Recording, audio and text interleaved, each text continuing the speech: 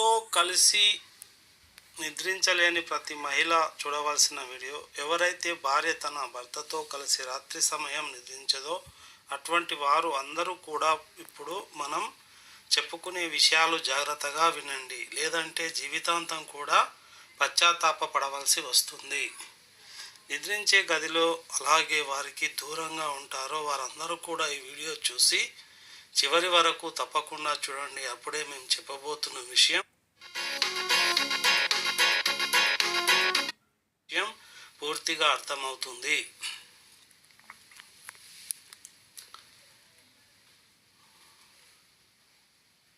అలాగే ఈ వీడియో చూసే ముందు ఓం నమ శివాయ అని ఒక చిన్న కామెంట్ చేయండి.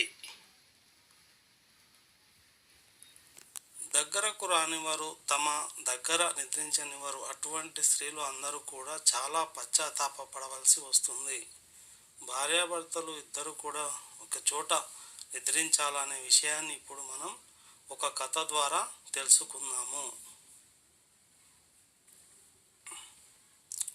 అలాగే నిద్రించవలసిన అవసరం ఉందా అనే విషయాన్ని కూడా తెలుసుకుందాము, లేదా అనే విషయాన్ని కూడా తెలుసుకుందాం. ఎవరైతే ఉత్తమ భర్తను దూరంగా ఉంచుతారో, తమ దగ్గరకు రావడం లేదో భర్త దగ్గరకు వచ్చినప్పుడు దూరం పెడతారో, అపశబ్దాలు మాట్లాడే స్త్రీలు, ఇలాంటి వారందరూ కూడా ఈ వీడియోను తప్పకుండా చూడండి. ఎవరైతే స్త్రీలు తమ భర్తను తమ దగ్గరకు రానివారో వారికి మహాపాపం అంటుకుంటుంది.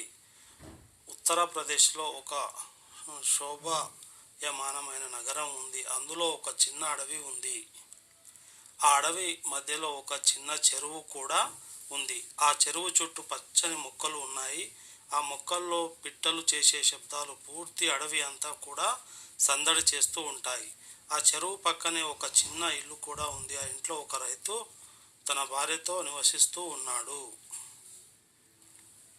ఆ రైతుకి ఒక కుమార్తె, ఒక కుమారుడు ఉన్నారు. ఆ రైతు భార్య చాలా ఆనందంగా ఉండేది. రైతు కోసం ఎవరైనా పురుషులు ఇంటికి వచ్చినప్పుడు అనుకోకుండా వారి దృష్టి రైతు భార్యపై పడేది. అంటే వారందరూ కూడా ఆమెను మోహిస్తూ ఉండేవారు. ఒకానొక సమయంలో సాయంత్రం అయ్యింది.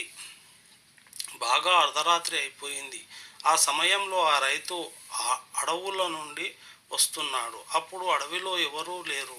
ఆ సమయంలో ఆ రైతు అసలు అడవిలో ఎందుకు తిరుగుతున్నాడు, అలాగే అతని ముఖంలో ఎటువంటి శోభ తేజస్సు కూడా లేదు, ఎందుకు ఇలా అవుతుంది అని తెలుసుకున్నాడు రైతు.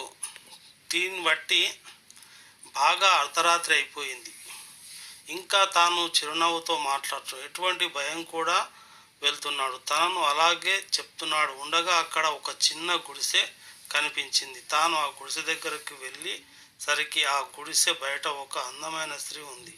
ఆ స్త్రీని చూడగానే ఆ రైతు మొహంతో ఒక చిన్న నవ్వు నవ్వాడు. అలాగే ఆ స్త్రీ రైతును చూడగానే ఆమె కూడా చిన్నగా నవ్వింది. అప్పుడు ఆమె అడుగుతుంది, మీరు రావడానికి ఎందుకు ఇంత ఆలస్యమైంది? నేను మీకోసమే చాలాసేపటి నుండి ఎదురు చూస్తున్నాను. నేను ఇప్పుడు ఇక్కడ నుండి వెళ్ళిపోదాము అనుకున్నాను అంటాడు. ఇంతలోనే నాకు ఏదో ఒక శబ్దం వినిపించడంతో ఇక్కడికి నుంచి వచ్చాను. చూసేసరికి మీరు మమ్మల్ని చూసి నేను ఆగాను అని చెప్పింది. అప్పుడు రైతు అంటాడు, ఈరోజు నా భార్యకు నిద్ర రాలేదు కాబట్టి ఇక్కడ వచ్చాను నిద్రపోదామని. కానీ ఆమె నిద్రపోవడం లేదు అని చెప్పింది.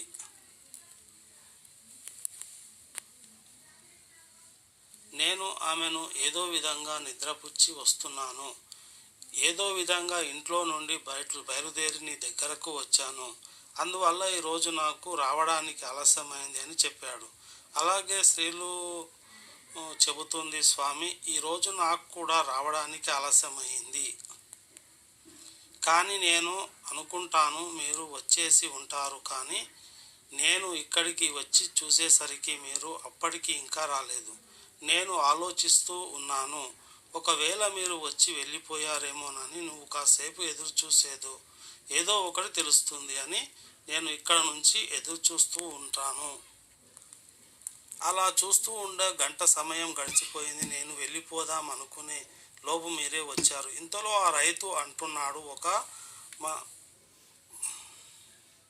ఏమంటాడంటే, మీరు ఎందుకు ఇంత సేపు అయింది అలా వెళ్ళి రావడానికి, ఇక మనము ఆ గుడిసెలోకి వెళ్దాము అని అంటాడు. ఎందుకంటే తెల్లవారిపోతుంది కాబట్టి. ఆ స్త్రీ అంటుంది, నా భర్త కూడా తొందరగా నిద్రలేస్తాడని చెప్పింది. నేను ఒకసారి నా భర్త పట్టుబడ్డాను. అయితే ఈ కథ మనకేం చెప్తుందంటే, ఇద్దరు బాగుండాలని, ఇద్దరు కూడా ఆ గుడిసెలోకి వెళ్ళి ఏదో తమ కోరికలు తీర్చుకున్నటువంటి పరిస్థితి.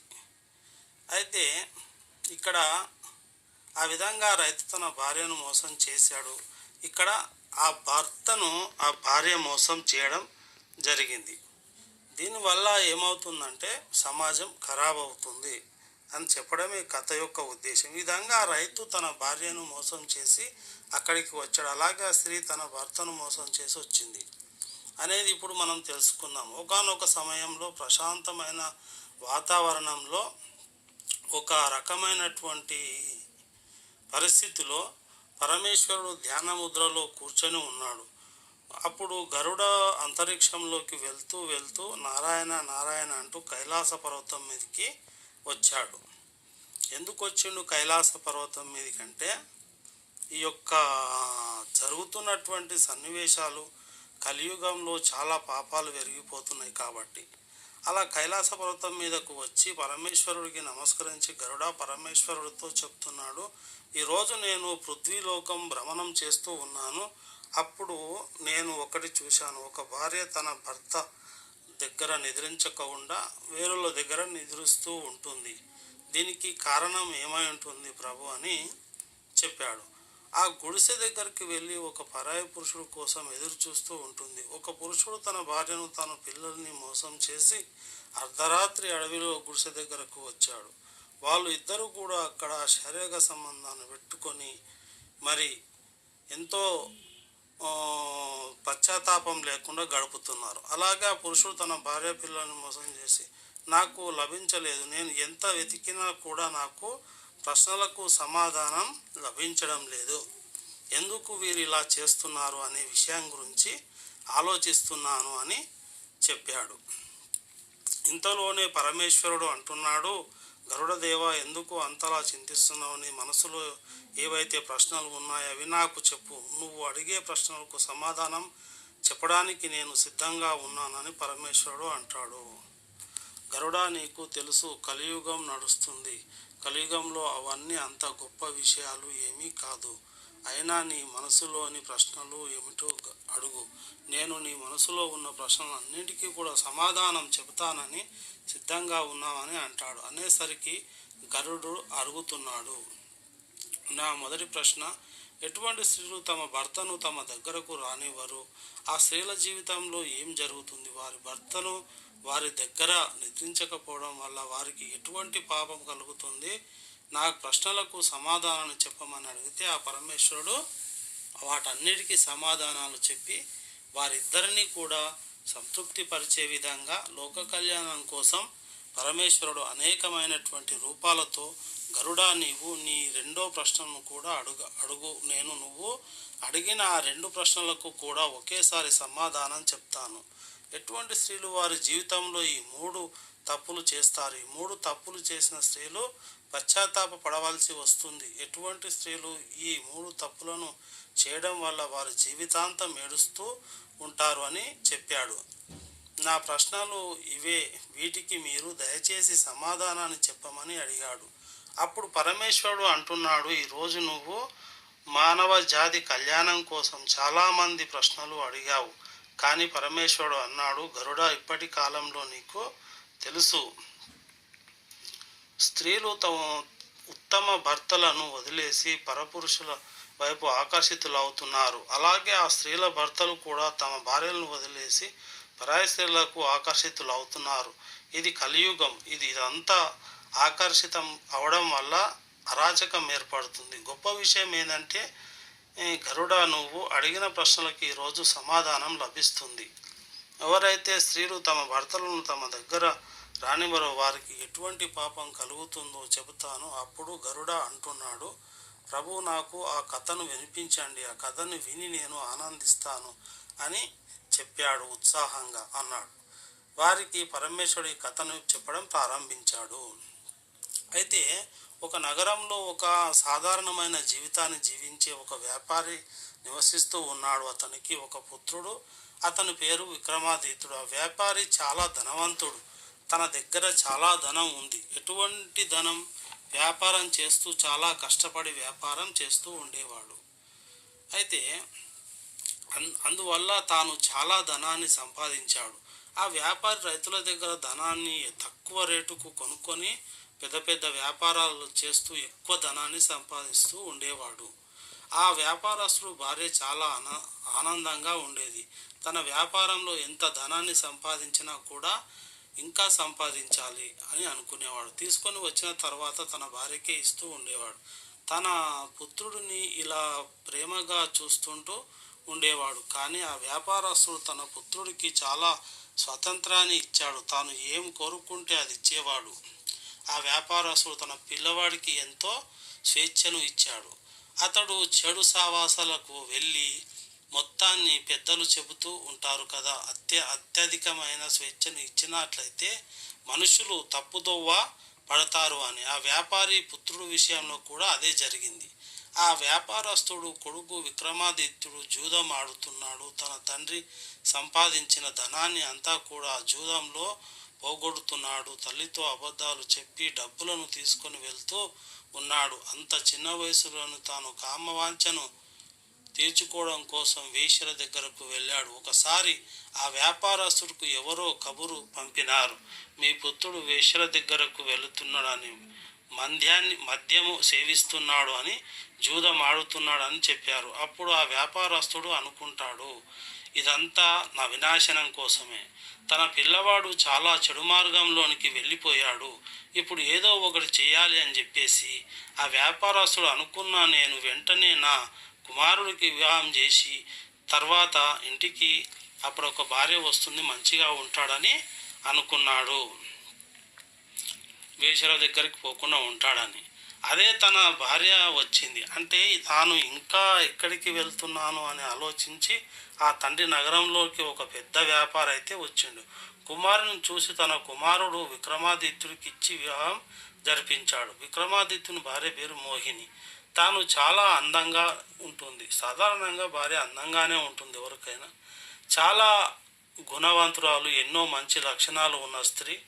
విక్రమాదిత్యుని వివాహం జరిగిన తర్వాత విక్రమాదిత్యుడు ఇంట్లోనే ఉండేవాడు.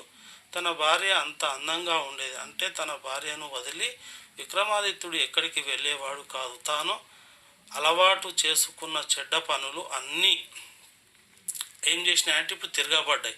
కొన్ని రోజుల తర్వాత విక్రమాదిత్యుని తల్లిదండ్రులు వృద్ధాప్యంలోకి వెళ్ళిపోయారు. వారు బాగా ముసలివారు అయిపోయారు. ఒకరోజు వాళ్ళిద్దరూ మరణించారు. విక్రమాదిత్యుడికి కామవాంఛన అయితే వర్ధిల్లింది. కానీ తనకి జూదం ఆడే అలవాటు పోలేదు. అలా జూదం ఆడుతూ విక్రమాదిత్యుడు తన ధనాన్ని అంతా పోగొట్టుకున్నాడు. మొత్తం కూడా పోగొట్టుకొని తెలివితేటలు లేవు, తండ్రి సంపాదించిన ధనం లేదు, మొత్తం కూడా పోగొట్టుకున్నాడు. అయితే ఇప్పుడు భార్య అంటుంది, స్వామి ఈరోజు మనం తినడానికి ఏమీ లేదు, మీరు ఎక్కడ ఉన్న రాజుగారి దగ్గరకు వెళ్ళి ఏదైనా పనిని అడగండి, మనం ఇద్దరం కాలం గడపడానికైనా ధనం కావాలి కదా అని భార్య అంటుంది. రాజుగారు దగ్గరకు వెళ్ళి ఎవరైనా పని అడిగితే ఆ రాజుగారు మనకు పని ఇస్తారని చెప్పింది. ఏ పని వస్తే ఆ పనిలో పెట్టుకునేవాడు. కానీ విక్రమాదిత్యుడికి ఏ పని కూడా రాదు, ఆడు దద్దమ్మ. అందువల్ల రాజుగారు విక్రమాదిత్యుడికి ఏ పని వేయలేదు. పన్నోనికి ఏం పని ఇస్తారా? ఒక చేతగాని వాడికి లెక్కించి ఆ పని ఇవ్వకుండా బయటకు పంపేశాడు రాజు. ఎవరు చేసే పని అయినా అంతే. తన లోపల ఎటువంటి సద్గుణాలు లేవు, జ్ఞానం అసలే లేదు, తన దగ్గర ధనం లేదు. విక్రమాదిత్యుడికి ఒక పుత్రుడు ఒక పుత్రిక కూడా ఉన్నారు. ఉన్నప్పటి వారికి కూడా వివాహ సమయం వచ్చింది. ధనం అవసరమైతే విక్రమాదిత్యుని తానైతే లేదు కాబట్టి లేదని చెప్తున్నాడు. అతని దగ్గర ఒక్క రూపాయి కూడా లేదు. ఇప్పుడు అతనికి ఇల్లు గడవడం చాలా కష్టంగా ఉంది. విక్రమాదిత్యుడు తన శరీరంలోని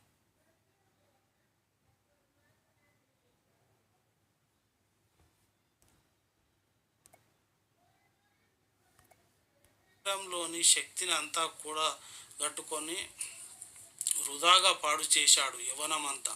ఒకరోజు విక్రమాదిత్యుడు కామవాంఛనతో తన భార్య దగ్గరకు వెళ్ళాడు. అప్పుడు విక్రమాదిత్యుని భార్య తన దగ్గరికి ఎందుకు వస్తే దూరం తెంకపోయింది. ప్రపంచంలో అన్నింటికన్నా పెద్ద సుఖం కేవలం కామవాంఛన మాత్రమే కాదు, అవసరం ఉన్నవారికి సహాయం చేయడం కూడా ఆనందం ఉంటుంది. ఎవరైతే ఈ మనుషులు సహాయం చేస్తారో మనకు పుణ్యప్రాప్తి కలుగుతుంది, అన్నదానము ఇవన్నీ చెయ్యాలి. విక్రమాదిత్యుని భార్య అంటుంది, స్వామి, ఈరోజు మీలో 3 తప్పులను నేను వెతికాను. వాటిని మీరు జాగ్రత్తగా వినండి. చాలామంది మనుషులు ఈ 3 తప్పులు చేస్తున్నారు. కొంతమంది తెలియక చేస్తున్నారు, కొంతమంది తెలిసి కూడా తప్పులనే చేస్తున్నారు. ఎవరైతే మనుషులు ఈ 3 తప్పులు చేస్తున్నారో వారి జీవితాలు సర్వనాశనం అయిపోతున్నాయి. అన్నిటికన్నా మొదటి తప్పు ఏమిటంటే జీవితం ప్రారంభమయ్యే సమయంలో మంచి శిక్షను ఏదో ఒక విషయంలో పట్టుని వారు నేర్చుకొని తీరాలి. అప్పుడే విజయం సాధిస్తాం. ఎటువంటి వారి జీవితంలో అనేక రకాలైన ఇబ్బందులు అనుభవిస్తూ ఉన్నారు.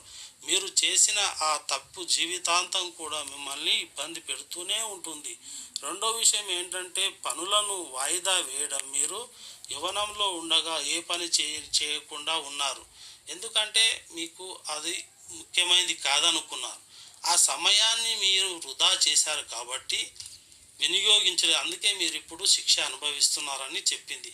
ఇక మూడో విషయం ఏంటంటే చెడు సావాసాలతో ఉండడం, యుక్త వయసులో చెడు సాంగత్యంలో ఉండడం వల్ల మీ చెడు అలవాట్ల వల్ల మీకు రాబోయే సమయంలో మీరు ఉన్నత స్థానాలకు వెళ్ళడానికి ఇవి ఆపివేస్తాయి, మీ జీవితాన్ని సర్వనాశనం చేస్తాయని.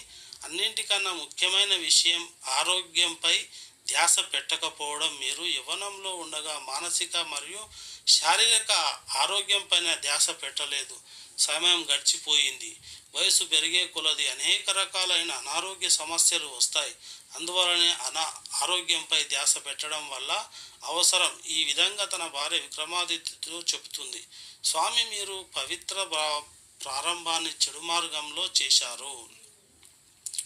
అందువలనే ఇప్పుడు మనం ఇన్ని కష్టాలను అనుభవిస్తున్నాము. నేను ఇప్పుడు మీతో సంభోగం చేయాలి అని అనుకోవడం లేదు, నేను మీతో కలిసి నిద్రించాలి అనుకోవడం లేదు. ఇప్పుడు మన ఇద్దరి వయసు సగం ఎక్కువే ఉంది. నేను భగవంతుడి సేవ చేయాలి అని అనుకుంటున్నాను అని చెబుతుంది. ఆ భగవంతుడు మనకి తప్పకుండా సహాయం చేస్తాడు. ఈ సమయంలో మన ఆత్మను పరమాత్మలో విలీనం చేయాలి. బాల్యావస్థలో ఉండగా యవ్వనం వచ్చేంత వరకు బ్రహ్మచారులుగానే ఉంటారు. యవ్వనం రాగానే వివాహ జీవితంలోకి ఎవరైనా సాధారణంగా వెళ్ళిపోతూ ఉంటారు. వివాహ జీవితంలోకి వచ్చిన తర్వాత ప్రతి వారు కూడా అనేక సమస్యలతో సతమతమవుతూ జీవితంలో తమ యొక్క ఆనందాన్ని వివాహ జీవితంలోకి వచ్చిన తర్వాత ఒక పుత్రుడు కావాలి అని కోరుకుంటారు. పుత్రుడు జన్మించిన తర్వాత జనాలు ఒక కోడలు కావాలి ఆలోచిస్తారు. తర్వాత ముసలివారు అవుతారు, మళ్ళీ తిరిగి బ్రహ్మచారి జీవితంలోకి వెళ్ళిపోతుంటారు.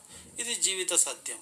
అంటే ఇక్కడ నుండి అయితే వివాహ జీవితంలోనికి వచ్చారో మళ్ళీ తిరిగి అక్కడికే వెళ్ళిపోతారు. ఈ విధంగా అయితే బ్రహ్మచారి జీవితం అవసరం చేసుకున్నారు. అలాగే వృద్ధాప్యాన్ని కూడా వ్యర్థం చేసుకోవద్దు. పూజాది కార్యక్రమాలు, క్రతువులు, భజనలు, కీర్తనలు చేసుకుందామని చెప్తుంది. నేను మిమ్మల్ని నాశనం అవ్వనివ్వను, ఇప్పటికే మీకు అర్థమయ్యే ఉంటుంది. నేను మీతో రామక్రీడను ఎందుకు చెయ్యను అంటున్నాను అని, అలాగే మీతో కలిసి ఎందుకు నిద్రించను అంటున్నాను అని. ఇప్పుడు మనకి ఒకటే లక్ష్యం, మన పిల్లలకి వివాహం చేయడం అని చెబుతుంది. మీరు కామవాంఛను వదిలేసి పనిపై ధ్యాస పెట్టండి. ఏదో ఒక రోజు ఆ భగవంతుడు తప్పకుండా మన మొరను వింటాడు. ఇదంతా కూడా ఆ పరమేశ్వరుడు గరుడుతో చెబుతున్నాడు. మిత్రమా, భార్య సత్యాన్ని మాట్లాడింది. ఎవరైతే భక్తులు నాతో స్వచ్ఛమైన మనసుతో నన్ను పిలుస్తారో నేను వాళ్లకు విన్నంటే ఉంటాను. అలాంటి వారు ఎప్పుడు కూడా దేనికోసము బాధపడవలసిన అవసరం ఉండదు. విక్రమాదిత్యుని భార్య ఒకరోజు ఒక ముసలి అవ్వను కలిసింది. ఆ ముసలి అవ్వ తనకున్న ధనాన్ని, సంపత్తి అంతా కూడా విక్రమాదిత్యుని భార్యకు ఇచ్చివేసింది. ఆమె వాళ్ళ ఇంట్లోనే ఉంటుంది. ఆ ముసలి అవ్వ ఎవరు? ఏం చెప్పింది? నాకు పుత్రుడు లేడు, నా సంతానం లేదు, నన్ను మీరు జాగ్రత్తగా చూసుకోనని నాకు 2 పూటల భోజనాలు పెడితే చాలు అని చెప్పింది. ఆ ముసలి అవ్వ విక్రమాదిత్యుని ఇంట్లోనే ఉండటం ప్రారంభం చేసింది. ఆ తర్వాత విక్రమాదిత్యుడు తన పిల్లల వివాహాన్ని జరిపించాడు. అంతా కూడా సంతోషంగానే ఉన్నారు. పరమేశ్వరుడు చెబుతున్నాడు, గరుడ, ఆ ముసలి అవ్వ ఇచ్చిన ధన సంపదతో విక్రమాదిత్యుడు కూడా చాలా సంతోషంగా అయితే ఉన్నారు. వారి ఇంట్లోనికి ధనం వచ్చింది. విక్రమాదిత్యుడు మళ్ళీ కొంచెం తప్పుదోవలోకి వెళ్ళిపోయాడు. ఎందుకంటే అతని భార్య అతనితో నిద్రించడానికి నిరాకరించింది. కామవాంఛనకి కూడా ఒప్పుకోవడం లేదు. అందువల్లనే విక్రమాదిత్యుడు మళ్ళీ చెడు మార్గంలోకి అయితే వెళ్ళిపోయిండు. అంతే కదా మరి. అప్పుడు పరమేశ్వరుడు చెప్తున్నాడు, గరుడ, ఎవరైతే నన్ను చూసి వచ్చావో విక్రమాదిత్యుడు ఒక స్త్రీ యొక్క ప్రేమజాలంలో ఇరుక్కున్నాడు. ఎందుకంటే తన భార్య తనను మోసం చేస్తూ ఎప్పుడు చివాట్లు పెడుతూ దూరం పెట్టడం వల్ల ఇదంతా జరిగింది. కాబట్టి తను కూడా ఇప్పుడు సంపద వచ్చిన తర్వాత మారాలి అని చెప్పుతుంది. పరాస్త్రీ యొక్క ప్రేమ వాంఛతో ఇరుక్కుపోతున్నాడు. అందువల్లే తన భార్య నిద్రపోయిన తర్వాత అడవిలోకి వెళ్ళి ఆ గుడిసెలో తన కామవాంఛను తీర్చుకున్నాడు. ఆ తర్వాత ఇద్దరు కూడా ఎవరి ఇళ్లకు వాళ్ళు వెళ్ళిపోయారు. పరమేశ్వరుడు గరుడుకు చెబుతున్నాడు, ఇదంతా ఒక పెద్ద ప్రాసెస్ జీవితం. స్త్రీలు ఇలా కూడా చేయకూడదు. తమ భర్తను ఆ విధంగా వదిలేయకూడదు. ఏ విధంగా అయితే విక్రమాదిత్యుని భార్య వదిలేసిందో ఆ విధంగా ఎవరు చేయకూడదు. ఒక్కసారిగా స్త్రీలు తమ భర్తలను ఆ విధంగా వదిలేస్తే వారితో కామక్రీడ చేయడం మానివేసినట్లయితే మీ భర్తలు తప్పుడు దారిలోకి అయితే వెళ్ళిపోతారు. గరుడ, ఇప్పుడు స్త్రీల గురించి మహా పరిపూర్ణమైనటువంటి మాటలను చెప్తాను విను అని పరమేశ్వరుడు అంటున్నాడు. స్త్రీలు రాత్రి సమయంలో తమ భర్త పక్కన నిద్రించడం వల్ల మానివేయకూడదు. ఒక్కసారిగా తమ భర్తలను వదిలివేయకూడదు. ఎవరైతే స్త్రీలు తమ భర్తలను వదిలివేస్తారో ఇలాంటిదే దరిద్రం వస్తుంది. తమ దగ్గర నిద్రించకపోవడంతో అలాంటి వారి భర్తలు వేరొక స్త్రీలను వెతుక్కుంటారు. రాత్రి సమయంలో వెళ్ళిపోతారు. అందువల్లనే స్త్రీలు తమ భర్తలను రాత్రి సమయంలో ఒంటరిగా వదిలివేయకూడదు. రెండో విషయం ఏంటంటే, స్త్రీలు భర్తలను ఏ విధంగా వదిలివేసినట్లయితే వారు వ్యభిచారులుగా మారిపోతారు. ఎవరైతే స్త్రీలు తమ భర్త యొక్క అన్ని కోరికలను నెరవేరుస్తారో వారే తమ భర్తలను సరైన మార్గంలోనికి తెచ్చుకొని వచ్చి తమ భర్తలను ఉన్నత స్థానంలో నిలబెడతారు. అటువంటి వారే ఉత్తమమైన స్త్రీలు. ఎవరైతే స్త్రీలు తమ భర్తతో శారీరక సంబంధాలను వదిలివేస్తారో వారు తమ భర్తలు వ్యభిచారులుగా అవ్వడానికి కారణమైన దోషాలుగా చెప్పబడతారు. అందువల్లనే ప్రతి స్త్రీ కూడా తమ భర్త దగ్గరనే నిద్రించాలి. ఎందుకంటే తమ భర్తలు పరాయి స్త్రీల వ్యామోహంలో వ్యభిచారులు కాకూడదు. ఇక మూడవ విషయం ఏమిటంటే, తమ భర్తలు తమతోనే ఉండాలి. ఉన్నట్లయితే స్త్రీలే భర్తలను మెల్లమెల్లగా మార్చుకొని వారే భర్తలు సరైన దారిలోకి తెచ్చుకోవాలి. మంచి సత్సంగాలు వినిపించాలి. భగవత్ చర్చలు చేయాలి. ఎక్కడైతే భగవంతుడి యొక్క చర్చలు జరుగుతున్నాయో అక్కడికి వారిని తీసుకొని వెళ్ళాలి. వారి దూషితమైన బుద్ధితో మంచి ఆలోచనలను వచ్చేటట్టుగా చేయాలి. మెల్లమెల్లగా సరైన మార్గంలోనికి రావాలి. భగవంతుడికి భజన చేయాలి. భగవంతుడు తపస్సు చేయాలి. అప్పుడే భార్యాభర్తల యొక్క జీవితం సఫలం అవుతుంది. ఇలా కాకుండా స్త్రీలు భగవంతుడి యొక్క భక్తిలో విలీనమైపోయి మరి భర్తలను మర్చిపోయినట్లయితే వాళ్ళు ఏమవుతారు? స్త్రీలు శారీరక సంబంధాలతో త్యాగం చేస్తూ భర్తను వ్యభిచారులుగా మారుస్తూ ఉంటే అది కూడా తప్పే. భార్యాభర్తలు ఎవరైతే ఉన్నారో వారి జీవితం అనే బండికి 2 చక్రాలు వంటి వారు. అందువల్లనే స్త్రీలు